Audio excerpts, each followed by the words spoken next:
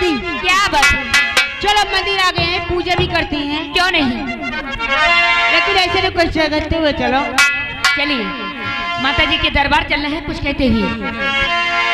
वो सदा पापी से पापी को माँ तुम भव सिंधु तारी हो। फंसी मझधार में नैया पल में उबारी हो। भूल न जाने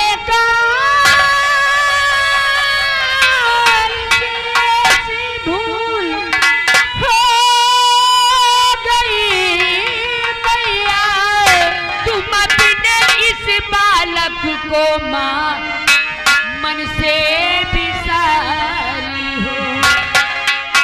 बिगड़ी मेरी बना दे भूल मैया जी।